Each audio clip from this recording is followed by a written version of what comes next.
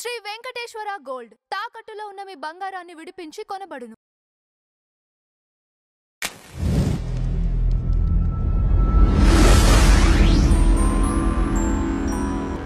ఇప్పుడు మీరు అన్నారు అంతకు ముందు కొన్ని ఎగ్జాంపుల్స్ చెప్పారు. జంధ్యాల గారిది కొంచెం వేరే సినిమాలు ఏదైనా తీసుకున్నప్పుడు ఏంటంటే మనకి మాక్సిమం ఈవెన్ లైటింగ్ ఉంటుంది. అవును, హాఫ్ షాడో కావచ్చు, షేడ్స్ కావచ్చు, ఇవన్నీ కూడా మాక్సిమం ఏంటంటే మీకున్న డిఫరెన్స్ ఈ పెద్ద సినిమాలన్నీ ఈ పెద్ద సెట్లు వేసి ఆ 9.8 లెన్స్ వేస్తారు, మొత్తం సెట్ కనిపి అన్ని రూమ్లో తలుపులు తీసి అన్ని రూమ్లో లైట్లు ఉంటాయి. అది లేకపోతే ఈ కొంచెం లో బడ్జెట్ సినిమాల్లో పొగేసారు వెనకాల. ఓకే, ఈశాన్ ఆర్య కెమెరామెన్ గోపాల్ రెడ్డి ఆ పొగ వేస్తే అబ్బా ఈ ఫోటోగ్రఫీ అని పొగ ఒకటే. అదేంటంటే చీప్ లోకి అదే సెటిలైట్ అండ్ డబ్బులు లాగా రియల్ లొకేషన్స్ లో తీస్తే అది వచ్చింది మాట ఎఫెక్ట్. శివ వచ్చేసరికి heavily influence by God father lighting. Top angle లో బ్యాలెన్స్ పెట్టి కొంచెం షాడోస్ కాంట్రాస్ట్ లైట్ వేసినప్పుడు మీకు ఆ మూడు పెరిగిపోయింది. సో అది డెఫినెట్లీ నేను గోపాల్ రెడ్డితో మాట్లాడింది గాడ్ ఫాదర్ చేద్దాం. అదేంటి ఇక్కడ చూస్తారంటే తీయకపోతే ఎలా తెలుస్తుంది? చూస్తారో చూడరు. చాలా మంది ఇక్కడ చూడరండి, అందరికి ఫుల్ గా లైట్ ఉండాలి అది చెప్పారు ఆడియన్స్ వచ్చి. మీకు ఎవరు చెప్పరు కదా ఆడియన్స్, మీకు తీసే వరకు తెలియదు. మీకేమో ఇంగ్లీష్ సినిమా చూసినప్పుడు అనిపించిందా? గాడ్ ఫాదర్ చూసినప్పుడు ఏంటి లైటింగ్ బాగాలేదు అనిపించిందా? లేదు. మరి ఇంకేంటి అప్పుడు ఎందుకు బాగుండదు? ఇవన్నీ ఒక ఎత్తు అయితే మ్యూజిక్ అండి అసలు కంప్లీట్ గా ఇళయరాజా గారిని ఫస్ట్ టైం ఆ విధంగా చూడటం. అంతకుముందు ఒక రకంగా ఉండేవారు. ఇళయరాజా గారు మెలోడీ కింగ్ నోడౌట్. ఆయన్ని కంప్లీట్ గా మీరు కొన్ని సందర్భాల్లో కొన్ని చోట్ల సైలెన్స్ యూజ్ చేయటం కావచ్చు. నాకు కీరవాణి గారు ఒక సందర్భంలో చెప్పారు, మ్యూజిక్ అంటే అన్ని వాయిద్యాలే కాదు, సైలెన్స్ కూడా ఒక థీమ్ అని చెప్పేసి ఎక్కడో ఈవెంట్ లో ఒక చోట సందర్భంలో చెప్పారు ఆయన. అంటే సైలెంట్ కూడా అంత ఇంపాక్ట్ ఉంటుంది. దానికి రెండు కారణాలు ఏంటంటే, ఒకటి ఇళయరాజా గారు ఫస్ట్ టైం నాకు తెలిసి ఆయన కెరీర్ లో సౌండ్ ఎఫెక్ట్స్ చూపించాను సినిమాని. Sound effects already track record చేసి దాన్ని ప్లే చేసాం. అవునా? Before okay okay. అది అంటే మనకి సౌండ్ దీపన్ చటర్జీని తీసుకుని అది అదొక పెద్ద కథ. అప్పుడు ఆయన ఏంటి ఫస్ట్ బయటికి రాగానే ఆయన ఏమన్నారంటే, రాము మ్యూజిక్ చాలా తక్కువ చేద్దాం అన్నారు. ఆయన మ్యూజిక్ డైరెక్టర్ అయి ఉండి ఫస్ట్ మాట అన్నది ఆయన, సినిమా గురించి కూడా ఏమన్నా. Okay okay. అంటే అదేంటి సరే అంటే, ఇప్పుడు లోడ వాగితే ఎవరు వినరు, అప్పుడప్పుడు మాట్లాడితే అందరూ వింటారు. ఆల్రెడీ నువ్వు మాట్లాడుతున్నావు, సౌండ్తో మాట్లాడావు, నీ పర్ఫార్మెన్సెస్, నీ టేకింగ్ అన్నీ మాట్లాడుతున్నాయి. అప్పుడు నేను కూడా ప్రతిసారి వస్తే అదంతా గందరగోళం అయిపోతుంది. అప్పుడప్పుడు చేస్తాను, ఎఫెక్ట్ ఉండేది. This is the first thing he said. నేను కూడా ఇప్పుడు అలాంటి అనాలిసిస్ ఇన్లా. Okay okay. తర్వాత వన్స్ హీ స్టార్టెడ్, ఇది నాకు ఎస్పెషల్లీ సైకిల్ అది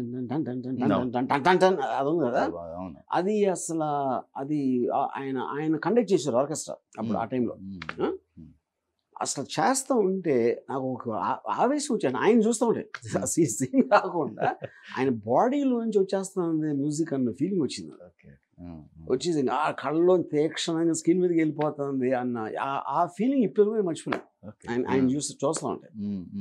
సో ఒకటి హీఈస్ వెరీ, అంటే ఆ రోజుల్లో చక్రవర్తి గారు చేశారు అనుపన్న స్టూడియోస్ అన్ని సినిమాలు కూడా పెద్ద పెద్ద హిట్స్, ప్రేమాభిషేకం, ఈ సినిమాలు.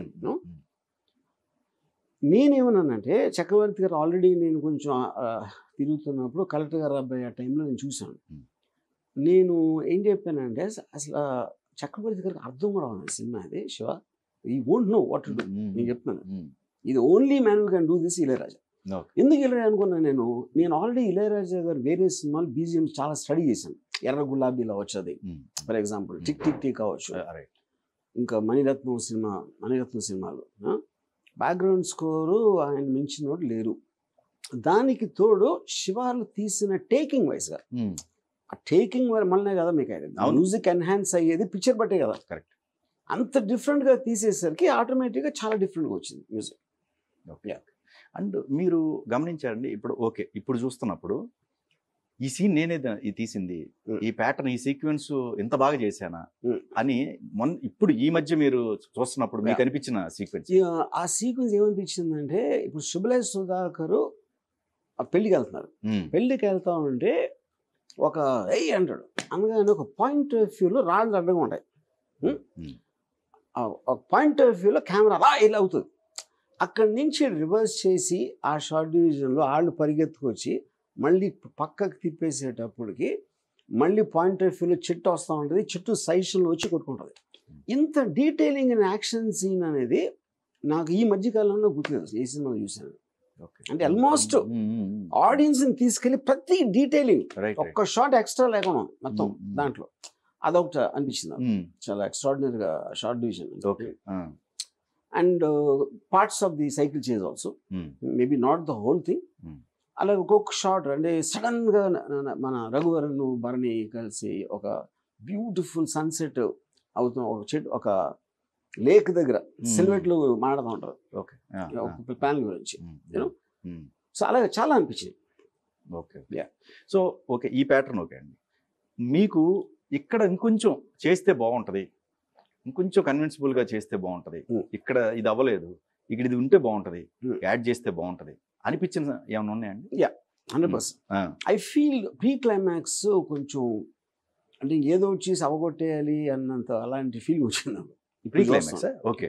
అంటే ఆల్మోస్ట్ ఆ పాపని అంటే ఇప్పుడు పాప ఇంటికి వెళ్తారు, తనకి ఏదో ఒంట్లో బాగాలేదని, అక్కడి నుంచి వచ్చి ఆ కిడ్నాప్ చేసి ఆ కోర్టుకి అది ఆ section I feel it's a అంటే నాన్న రఘువరన్ని అంత బిల్డప్ చేసిన తర్వాత తన క్యారెక్టర్ ఎస్కలేషన్ ఇద్దరి మధ్యలో ఒక వార్లాగా ఉండాలి, ఏదో చాలా ప్లెయిన్గా అయిపోయినట్టు ఫీల్ వచ్చింది ఇప్పుడు చూస్తే.